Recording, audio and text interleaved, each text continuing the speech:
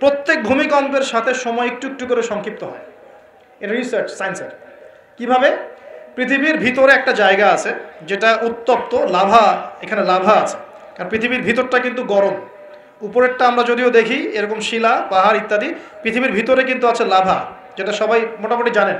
এর ভিতরে একটা জায়গা আছে, ইনার কোর বলে জায়গাটাকে, একদম ভিতরে। তো এখনকার সাম্প্রতিক গবেষণা বলছে যে ভূমিকম্পগুলোর প্রভাবে, পৃথিবীতে যত ভূমিকম্প হয়েছে এর প্রভাবে ইনার কোর আগে যেদিকে ঘুরতো এখন উল্টা দিকে ঘোরা শুরু করেছে। নাউজুবিল্লাহ। মনে রাখবেন, কিয়ামতের অন্যতম আলামত কিন্তু সূর্য পশ্চিম দিক থেকে উঠবে আর সময় সংক্ষিপ্ত হয়ে আসবে। নবীজি বলেছেন যে একটা বছর চলে যাবে একটা মাসের মতো, একটা মাস চলে যাবে একটা সপ্তাহের মতো, একটা সপ্তাহ যাবে একটা দিনের মতো, একটা দিন যাবে কেমন, নবী এটাও বলেছেন। নবীজি বলছেন একটা দিন যাবে একটা ঘন্টার মতো। মানে ঘন্টা মানে কি, যে ম্যাচের কাঠি জ্বালাতে যতক্ষণ সময় লাগে এতটুকু সময়ের মধ্যে মিনিট চলে যাবে। কিভাবে হবে এটা আল্লাহ ভালো জানেন। আপনাদেরকে নিউজ দেয়, চায়নাকে নাম তো শুনেছেন। চায়না একটা বাঁধ নির্মাণ করেছে, কৃত্রিম বাঁধ। ওর দেশে একটা কৃত্রিম বাঁধ নির্মাণ করেছে। এটা এত শক্তিশালী বাঁধ, ওখানে এত রড, সিমেন্ট আর এই ম্যাটেরিয়ালস ইউজ করা হয়েছে, যেটা এই পাকিস্তান, তারপরে ইন্দোনেশিয়া, হ্যাঁ, বাংলাদেশ, এই যে দেশগুলো আছে, এই পুরো দেশটাকে, এই পুরো দেশের একটা বড় অংশকে এই কংক্রিটের নিচে ঢেকে ফেলা সম্ভব। এত বেশি কংক্রিট এখানে ইউজ করা হয়েছে, চায়না ইউজ করেছে, ওরা ইউজ করেছে। এবং বিশাল একটা পানির ফ্লো তারা সৃষ্টি করেছে, কৃত্রিম, এটা কিন্তু ম্যানমেড।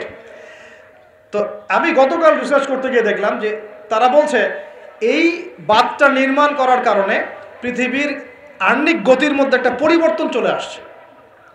মানুষের হাতের কামাই দেখেন। আর এখানে কিন্তু হাদিসে এটাও বলা হচ্ছে যে পৃথিবীর প্রথম দিনটা হবে এক বছরের সমান লম্বা। কে জানে, হয়তো বা এমন কিছু হবে মহাবিশ্বে যে পৃথিবীর আহ্নিক গতিটার মধ্যে কোনো পরিবর্তন হবে, ঘূর্ণনে কোনো পরিবর্তন দেখা দিবে, হয়তো বা, আল্লাহ ভালো জানে। তা আমি বিশ্বাস করি এটা হবে, কিন্তু আমি বলি না কারণে যে মানুষ বলবে যে আপনি এত স্পেসিফিকলি কেমন করে বলতে পারেন। তা আমার বিশ্বাস এরকম কিছু একটা হবে, মহাবিশ্বে এমন কিছু একটা হবে যাতে এই পৃথিবীর গতির মধ্যে একটা পরিবর্তন আসবে। না হলে একদিন কেমন করে এক বছরের সমান হতে পারে। সাহাবীরা প্রশ্ন করলেন, ইয়া রাসূলুল্লাহ, আমরা তখন নামাজ কেমন করে পড়বো? নবীজি বললেন, অনুমান করে পড়ে নিবে, তোমরা এস্টিমেট করে অনুমান করে পড়ে নিবে যে কতটুকু সময় পর পর ওয়াক্ত হচ্ছে। তার মানে সাহাবীরা নামাজে তখনও সচেতন ছিলেন। তারপর দেখেন, ওয়ায়াতাকারাবু জামান, নবীজি এটাও বলছেন দ্বিতীয় দিনটা হবে এক মাসের সমান, আর তৃতীয় দিনটা হবে এক সপ্তাহের সমান, বাকি দিনগুলো হবে তোমাদের দিনের মতোই। এটা হবে, বিশ্ববাসী দেখবে এগুলা। বিশ্বের সামনে ভয়ঙ্কর কিছু ঘটনা ঘটা এখনো বাকি আছে। বিশ্বটা এমন থাকবে না, এখন যা দেখছেন সব এমন থাকবে না। নবীজি বলছেন জ্ঞান উঠে যাবে যখন, এটা উঠে যাচ্ছে দিন দিন। মানুষকে এখন শেখানো হচ্ছে মানুষ বানর থেকে সৃষ্টি হয়েছে। এগুলো জ্ঞান। ইসলামের জাজল্যমান ইতিহাসগুলোকে মানুষ ভুলে যাচ্ছে, এগুলো জ্ঞান।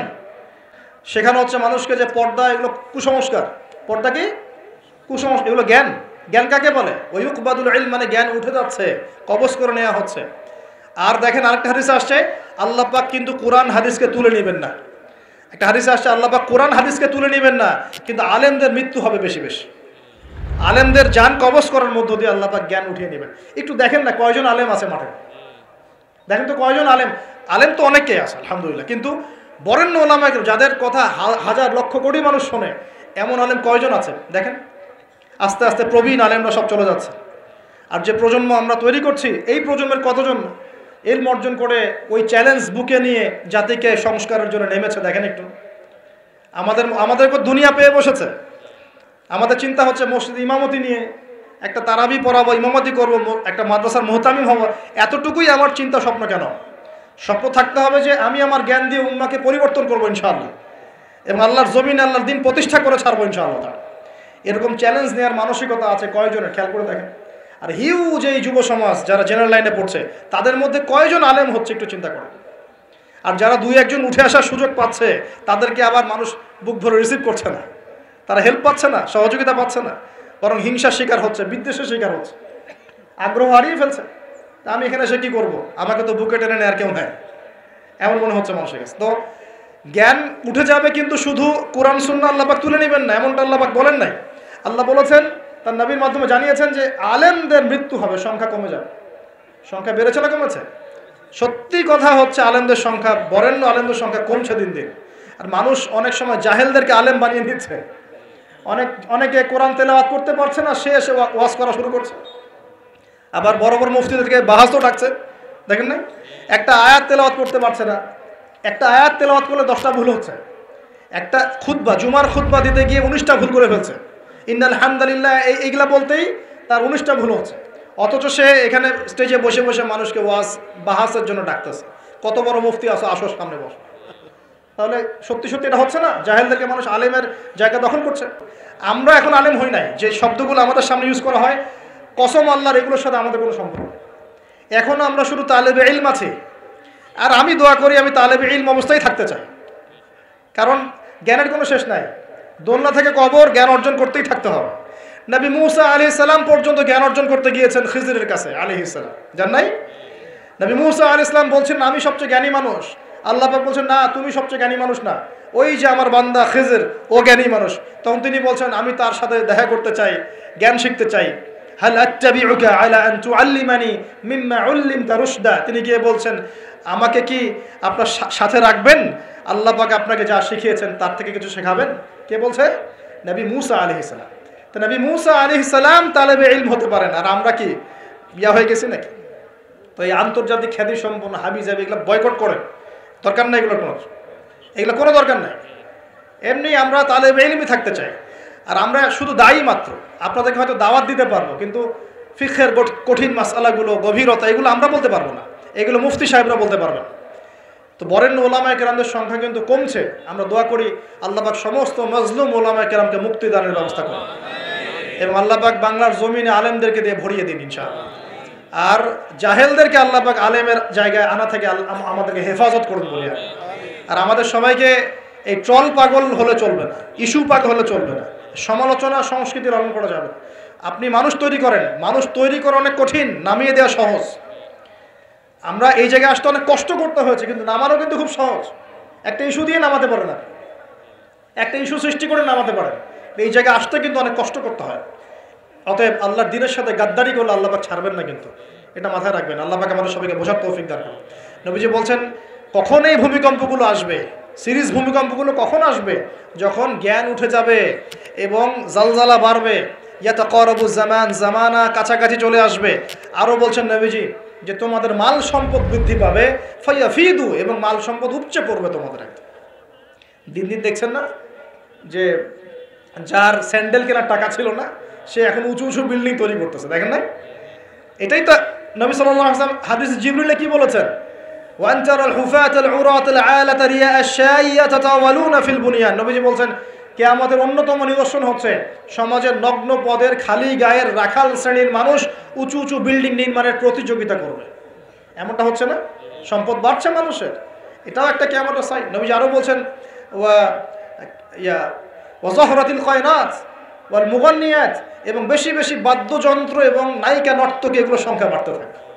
বাড়ছে না এগুলো বাড়ছে। এই সময় নবী সাল্লাল্লাহু আলাইহি ওয়াসাল্লাম বলছেন যে এই জালজালাগুলো আসতে থাকবে। এটা একটা হাদিস। একটাতে আসছে যে নবী সাল্লাল্লাহু আলাইহি ওয়াসাল্লাম বলছেন লা ইয়াশরাবান্না নাস মিন হাযিহিল উম্মাহ আল খামর। আমার উম্মতের মধ্যে কিছু মানুষ মাদকদ্রব্য পান করবে, সবাই না, কিছু মানুষ মাদকদ্রব্য পান করবে। ওয়া ইউসাম্মুনাহা বিগাইরি ইসমিহা, এবং সেই মাদকের নাম তারা পরিবর্তন করে খাবে। খাচ্ছে না মানুষ এখন? মদকে মদ বলছে না। এই যে তোমরা টাইগার খাও কেন, স্পিড খাও কেন, এগুলোর মধ্যে অ্যালকোহল নাই? দিব্যি বাচ্চাদেরকে এগুলো খাওয়াচ্ছে অনেকে, দেখা যায়। আপনারা কি পাগল হয়ে গেছেন নাকি? এগুলোর মধ্যে এমন ক্ষতিকর উপাদান আছে যেগুলো দিয়ে মানুষের কিডনি ড্যামেজ হয়ে যায়। দিব্যি রোজার মাসে রমজান রোজা খুলেই একেবারে সিগারেট হাতে নিয়ে একদম এগুলো খাওয়া শুরু করত। এগুলোর মধ্যে মাদকদ্রব্য আছে। যে পানীয়র মধ্যে যার্রা পরিমাণ মাদকদ্রব্য থাকবে সেটাও মাদক, মনে রাখবেন। স্মোক করো, স্মোকটাকে অনেকে মাদক মনে করে না, তাই না? স্মোকিংটাকে অনেকে মাদক মনে করে না, মনে করে মাকরু মনে হয়। মাকরু মানে কি? মাকরু মানে কি ভালো? মাকরু মানে কি? মাকরু মানে কি? কোরআনে সূরা বানু ইসরাইল খুলে দেখেন, বড় বড় কিছু পাপের কথা মেনশন করে আল্লাহ পাক বলছেন এই পাপগুলো ছেড়ে দাও, এই পাপগুলো আল্লাহর কাছে মাকরু, এই পাপগুলো আল্লাহর কাছে অপছন্দের পাপ। এটা কি মাকরু মানে কি জায়েজ করে নেওয়া? সিগারেট খাওয়া বন্ধ করেন, ওয়াদা করেন আমার সাথে যে আজকে থেকে কোনোদিন সিগারেটে হাত দিবেন ইনশাআল্লাহ। কোনো প্রকার এইসব টাইগার মাইগার স্পিড খাবেন না, এসব এসব ভালো জিনিস না, ভালো কিছু খান না, ভালো কিছু খান।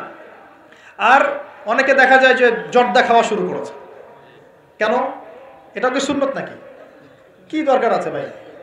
এতটুকু খাইলে হয়তো নেশা হয় না বুঝলাম, এতগুলো জর্দা একবারে খান দেখি, খাওয়া যাবে? খামরের মূলনীতি কি? যার বেশি খেলে নেশা হয় তার অল্প খাওয়া হারাম। মনে করেন এখানে যতটুকু পানি আছে, এতটুকু এতটুকু খেলে, এতটুকু মাদক খেলে কারো নেশা হচ্ছে না, কিন্তু এতটুকু খেলে নেশা হচ্ছে। তার মানে কি এতটুকু খাওয়া জায়েজ, এতটুকু খাওয়া হারাম, নাকি পুরোটাই হারাম? এটা বোঝার জন্য কি মুফতি হওয়ার দরকার আছে? আপনি বুঝতে পারছেন? অতএব এই যাবতীয় মাদক দ্রব্য থেকে দূরে থাকতে হবে, না হলে ভূমিকম্প আসবে। কিন্তু ভূমিকম্প আসবে। আর মাদক দ্রব্য নিয়ন্ত্রণ অধিদপ্তর দিয়ে শুধু মাদক নিয়ন্ত্রণ করা যাবে না, মানুষের ঈমান আকীদার পরিবর্তন দরকার। মানুষের মধ্যে আল্লাহর ভীতি জাগ্রত করতে হবে, তাহলে মানুষ অটোমেটিক মাদক ছেড়ে দেবে ইনশাআল্লাহ। আমরা কি যুবক ভাইদের কাছে ওয়াদা নিতে পারি ইনশাআল্লাহু তাআলা জীবনেও কোনোদিন মাদক খাবো না, জীবনে কোনোদিনও মাদকের ধার কাছে যাবো না ইনশাআল্লাহ। আল্লাহ পাক সাক্ষী থাকুন, আল্লাহ কবুল করুন, আমিন। প্রিয় ভাইয়েরা, এটা নবীজি বলছেন লা ইয়াশরাবান্নান নাস মিন হাযিহিল উম্মতি খামরুন, আমার উম্মতের কিছু মানুষ খামর মাদক পান করবে, ওয়া ইউসাম্মুনাহা বিগায়রি ইসমিহা, এর নাম রাখবে ভিন্ন, অন্য নামে ডাকবে, মাদক বলে ডাকবে না। আর কি করবে? ওয়া ইউযাফু আলা রুউসিহিম, তাদের মাথা, এটা বোঝেন একটু ভালো করে, ওয়া ইউযাফু আলা রুউসিহিম, তাদের মাথার কাছে থাকবে মাআজিফ, ইউযাফু আলা রুউসিহিমুল মাআজিফ। মাআজিফ মানে হচ্ছে বাদ্যযন্ত্র। মাআজিফ মানে কি? বাদ্যযন্ত্র। এখন বলেন তো, মাথার কাছে বাদ্যযন্ত্র থাকবে মানে কি? কি বুঝলেন? কে বলেছে? ইয়ারফোন, ব্লুটুথ, এই যে আপনি যে মাথায় কানে দিয়ে রাখছেন, মাথায় আছে না? দেখেন নবী সাল্লাল্লাহু আলাইহি ওয়াসাল্লাম কতদিন আগে, 1400 বছর আগে এই হাদিস বলে গেছেন যে ওই সময় আমার উম্মতের একটা অংশ এরকম করে হেডফোন দিয়ে মাথা দিয়ে গান শুনবে, কানের ভিতরে গান, মিউজিক চলবে, চলছে না? ওয়াল মুগান্নিয়াত, এবং তারা গায়িকা নায়িকা নর্তকী নাচাবে, নাচায় না মানুষ এখন? শহরগুলোতে গিয়ে দেখেন, খালি গায়িকা নর্তকীর, শহরে যাওয়া লাগে, ফেসবুক ইউটিউব ঢুকলেই তো দেখা যায়, সবখানেই নাচতে আছে আর কি। রাস্তাঘাট, ব্যাংক ব্যালেন্স, অফিস আদালত, সব জায়গায় নগ্নতা বেপরদামি চলে পড়ছে। রাস্তাঘাট, বাস, ট্রাক, যেখানে যাবেন সেখানে। কোথায়? ডানে তাকাবেন ডানে, বামে তাকালে বামে, সামনে তাকালে সামনে, পিছনে পিছনে। মেয়েদেরকে নিয়ে আমি কালকে লেকচার দিব ইনশাআল্লাহ, ওদেরকে অনেক কিছু বলার আছে, অনেক কিছু বলার আছে। কারণ সমাজের একটা বড় ক্ষতি হচ্ছে এদের কারণে, সমাজের একটা বিশাল ক্ষতি হচ্ছে বেপরদা মেয়ের কারণে। বহু দিনদার পরহেজগার যুবক পর্যন্ত ঈমান হারাচ্ছে এদের কারণে। আর বাসায় তো এদের বাপ নাই মনে হয়, বাপ নাই, ভাই নাই, স্বামী নাই, কেউই নাই, এদেরকে বোঝানোর কেউ নাই। অনেক দিনদার ছেলে পর্যন্ত এদের ফিতনায় দিন হারিয়ে ফেলছে। বারবার বলি তোমাদেরকে যে একটা হালাল রিজিকের সোর্স তৈরি করো, তাড়াতাড়ি বিয়ে করে ফেলো।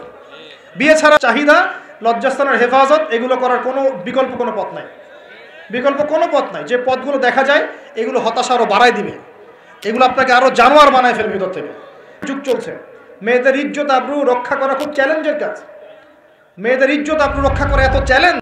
একটা ছেলে হাফেজ হতে গিয়েছে মাদ্রাসায়, তার সাথে যদি টিচার এরকম কাজ করে, এই টিচারকে জাতির সামনে এনে ফাঁসি দেওয়া দরকার। তখন সবার একটা আক্কেল হবে, শিক্ষা হবে। পাপ তো পাপই, আলেম করলেও পাপ, জালেম করলেও পাপ, নাকি ওটা মাফ হয়ে যাবে নাকি? এই ঘটনাগুলো ঘটছে কেন? কেন ঘটবে এই ঘটনাগুলো? আল্লাহ পাক আমাদের সবাইকে বোঝার তৌফিক দান করুন। আর এই ঘটনাগুলো ঘটার অন্যতম কারণ হচ্ছে, যেটা বলছিলাম প্রিয় ভাইরা, এই পাপগুলোর কারণে কিন্তু আল্লাহর শাস্তি নেমে আসে। খমর এক নাম্বার ছিল শিরক, তারপর কুফর, মাপে কম দেয়া, অন্যের সম্পদ আত্মসাৎ করা, মাদকদ্রব্য সেবন করা, এই যে গান বাজনা, বাদ্যযন্ত্র, নর্তকী নাচানো, এগুলোর কারণে কোন শাস্তি আসে ভাই বলেন? আল্লাহর পক্ষ থেকে জালজালা মানে ভূমিকম্প। জালজালা মানে কি? ভূমিকম্প। আর আসবে সিরিজ, মানে বছর জুড়ে চলবে এগুলা। আরেকটা হাদিস বলে শেষ করছি। ও আচ্ছা, এর পরিণতিটা বলে নেই। নবীজি বলছেন ওয়াজআলুল্লাহু মিনহুমুল কিরাদাতা ওয়াল খানাজির, যারা এই কাজগুলো করবে, মানে মাদক খাবে, নাম চেঞ্জ করবে, যারা বাদ্যযন্ত্র নিয়ে রাত কাটাবে, যারা নর্তকী নাচাবে, আল্লাহ রাব্বুল আলামিন এদেরকে একদিন সকালবেলা বানর আর শুয়োর বানিয়ে দিবেন। আর ওয়ায়াকসিফুল্লাহু বিহিমুল আরদ, আল্লাহ পাক জমিন সহ ওদেরকে ধসিয়ে দিবেন, এই যে ভূমিধস। আরেকটা হাদিস আসছে তিরমিজির মধ্যে, 2211 নম্বর হাদিস। নবী সাল্লাল্লাহু আলাইহি ওয়াসাল্লাম বলেছেন, এটা শেষ হাদিস আজকে আমাদের লেকচার। নবীজি বলছেন, বলেন সাল্লাল্লাহু আলাইহি ওয়াসাল্লাম, নবীজি বলছেন যে ইদা তুখিযাল ফাইউদুলান, একটু ভালো করে হাদিসটা শুনবেন, একটু বড় হাদিস। এই হাদিসটা আমাদের আজকের পুরো জিনিসটার কনক্লুশন নিয়ে আসবে। কোন কোন পাপগুলো ছাড়লে পরে আমরা আল্লাহর আযাব ছাড়তে পারবো, গজব থেকে বাঁচতে পারবো, আর কোন কোন পাপে লিপ্ত থাকলে পরে আল্লাহর গজব আসবেই, কোনো মাফ নাই। শেষ হাদিস মনোযোগ দিয়ে শোনেন। নবী সাল্লাল্লাহু আলাইহি ওয়াসাল্লাম বলছেন, ইদা তুখিযাল ফাইউদুলান, যখন দেখা যাবে যে গনিমতের মাল বা রাষ্ট্রীয় সম্পদ যেগুলো আছে, বুঝতে পারছেন, গনিমতের মাল, রাষ্ট্রীয় সম্পদ, এগুলোকে মানুষ ব্যক্তিগত সম্পদ মনে করে খাওয়া শুরু করবে। হয়েছে কি হয় নাই? কথা বলেন। এই সিচুয়েশন আসছে কি আসে নাই? একটা হাতি আসতে থাকে উপর থেকে, হাতি আস্তে আস্তে আস্তে আস্তে মাছি হয়ে যায়, হয় না? এটা হয় কি না? এটা শাস্তি সম্পর্কে আল্লাহ পাক অন্য জায়গায় বলেছেন এবং নবী হাদিসেও বলেছেন যে যা আত্মসাৎ করবে সেটা কিয়ামতের দিন তার ঘাড়ে চাপিয়ে দেওয়া হবে। কিয়ামতের মাঠে উঠে দেখবেন বহু মানুষ কাঁধের মধ্যে রিলিফের টিন নিয়ে বসে আছে, বহু মানুষ কাঁধের মধ্যে রিলিফের গম নিয়ে বসে আছে, বহু মানুষ কাঁধের মধ্যে দেখবেন যে বন্যার্তদের ত্রাণের যে কম্বল, এই যে ত্রাণের বিষয়গুলো কাঁধে নিয়ে বসে আছে, রাস্তার কন্ট্রাক্টরের টাকা পয়সা কাঁধে নিয়ে বসে আছে। বহু মানুষ এই কাজ করবে, এটা হবেই। নবীজি বলেছেন যে যা আত্মসাৎ করবে। নবীজি হাদিসে বলেছেন কেউ গরু নিয়ে থাকবে, গরু, কেউ ছাগল নিয়ে থাকবে, ছাগল। বিশ্বাস করছেন না? হাদিসে গরু ছাগল কথাই আসছে, যে কেউ দেখা যাবে গাদের মধ্যে গরু নিয়ে আছে, কেউ উট নিয়ে আছে, কেউ ছাগল নিয়ে আছে।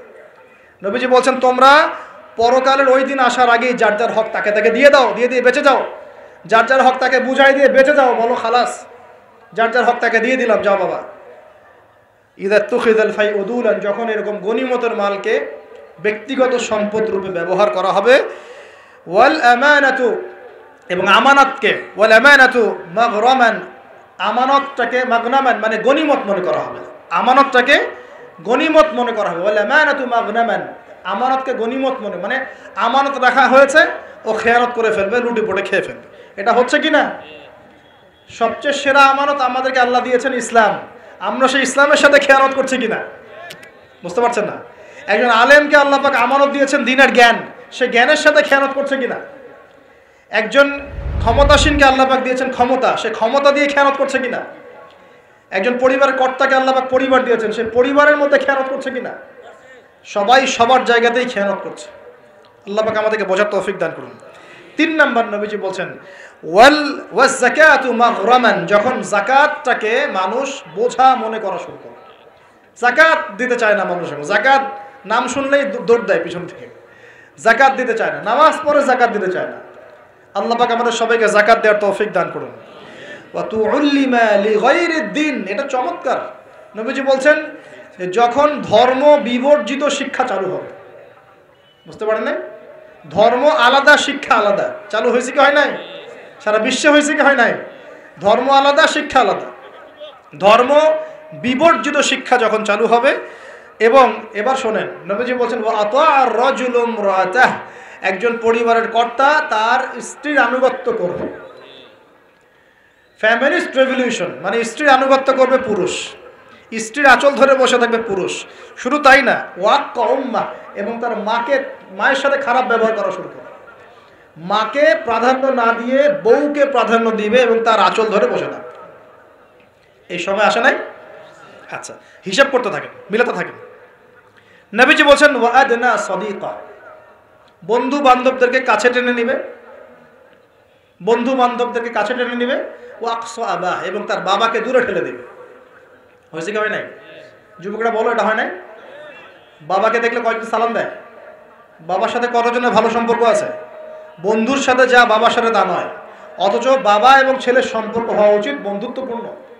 তোমার সবচেয়ে সেরা বন্ধু হবে তোমার বাবা, তোমার সবচেয়ে সেরা বান্ধবী হবে তোমার মা এবং তোমার বোন। মায়ের সাথে ছেলের সম্পর্ক দূরত্ব, বাবার সাথে ছেলের সম্পর্ক দূরত্ব, এগুলো হচ্ছে না?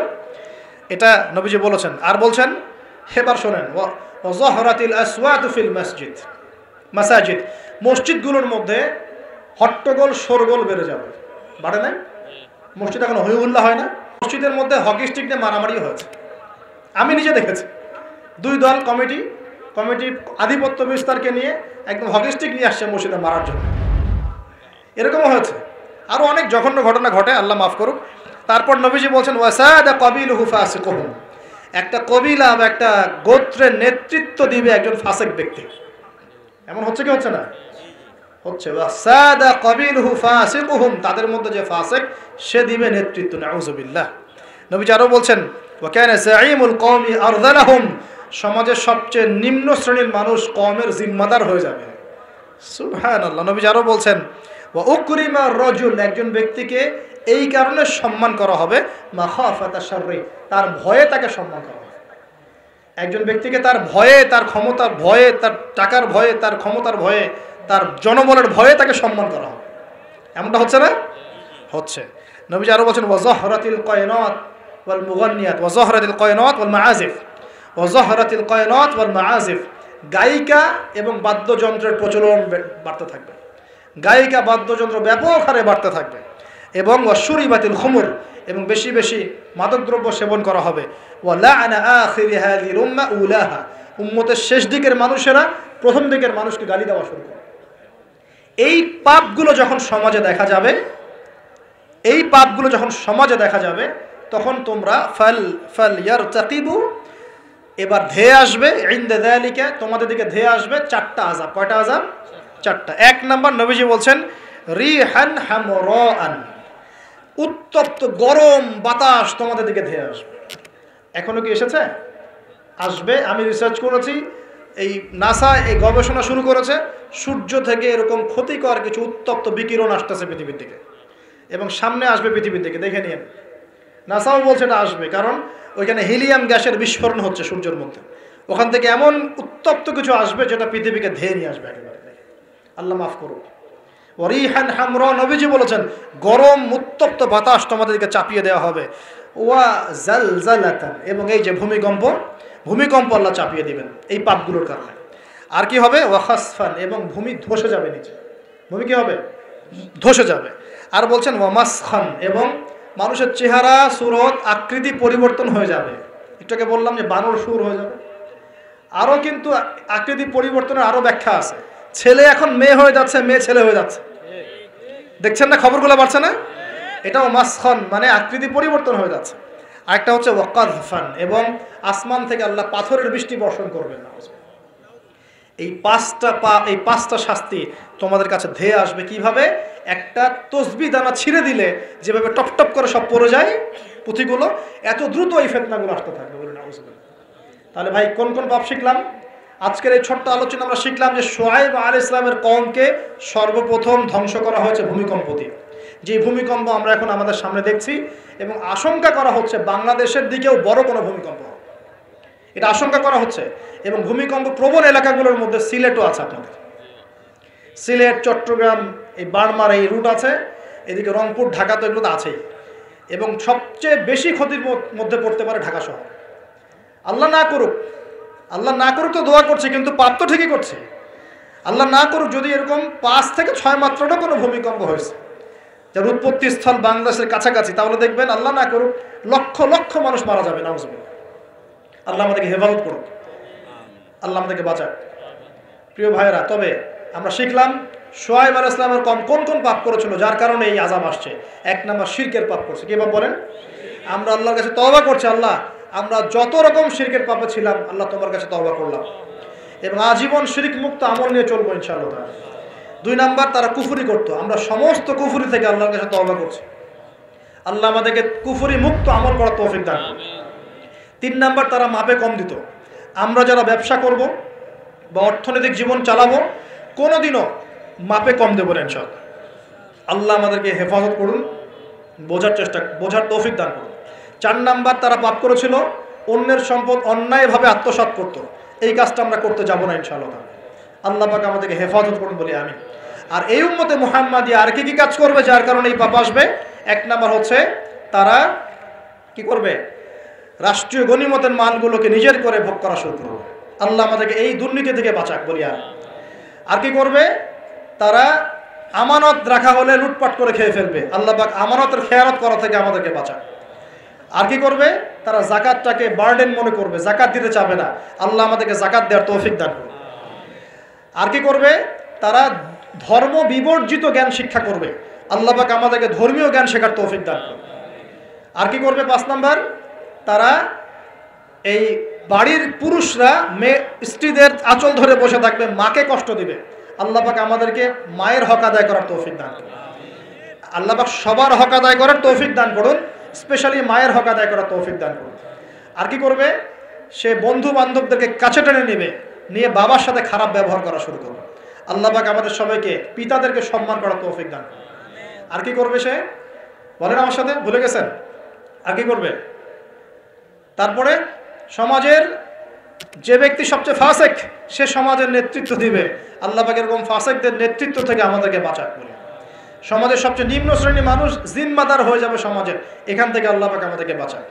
মানুষ সম্মান করবে মানুষকে ভয় করে, আল্লাহ পাক মন থেকে সম্মান করার তৌফিক দান করুন এবং সম্মান পাওয়ার যোগ্য হওয়ার তৌফিক দান করুন। আর কি করবে? তারা মাদকদ্রব্য পান করা শুরু করবে। আল্লাহ পাক আমাদের সবাইকে মাদকদ্রব্য ছেড়ে দেওয়ার তৌফিক দান করুন। আর কি করবে? তারা মেয়ে নর্তকী নাচাবে, গায়িকা নর্তকী নাচাবে। এসব গায়িকা নর্তকী থেকে আল্লাহ আমাদেরকে বাঁচাক। আর কি করবে? তারা কানের উপরে বাদ্যযন্ত্র প্লে করবে, মানে বাদ্যযন্ত্র নিয়ে সময় কাটাবে। আল্লাহ পাক আমাদেরকে সমস্ত বাদ্যযন্ত্র ত্যাগ করার তৌফিক দান করুন। এবং শেষ জামানার মানুষরা প্রথম জামানার মানুষকে অভিশাপ দেবে। আল্লাহ পাক আমাদেরকে সলফে সালেহিনের মতো মানুষ হওয়ার তৌফিক দান করুন। এবং সর্বশেষ যে বিষয়টা, সেটা হলো যে মাদকদ্রব্য পান করে এর নাম রাখবে ভিন্ন। যখন এমন কাজ মানুষ করবে তখন ধেয়ে আসবে গরম বাতাসের আযাব, ভূমিকম্প, জালজালা, সিরিজ ভূমিকম্প, আরও ধেয়ে আসবে মহামারী, আরও ধেয়ে আসবে খসফুন, মানে একদম ধসে যাবে জমি, কযফান, আকাশ থেকে পাথর বর্ষণ, মাসখান এবং চেহারা বিকৃতি। আল্লাহ রাব্বুল আলামিন আমাদের সবাইকে আল্লাহ পাকে নিজ অনুগ্রহে মাফ করে দেন এবং এই ধরনের পাপ থেকে বেঁচে থাকার তৌফিক দান করে। যে পাপগুলো করলে আল্লাহর আযাব নেমে আসে, এই পাপগুলো থেকে আল্লাহ আমাদের সবাইকে হেফাজত করেন বলি আমিন। আকুলু কওলি হাযা আস্তাগফিরুল্লাহ লি ওয়া লাকুম ওয়া লিসাইরিল মুসলিমিন। বারাকাল্লাহু লানা ওয়া লাকুম বিল আয়াতিল হাকীম ইন্নাহু তাআলা জাওয়াদুল কারীম ওয়া রাউফুর রহিম।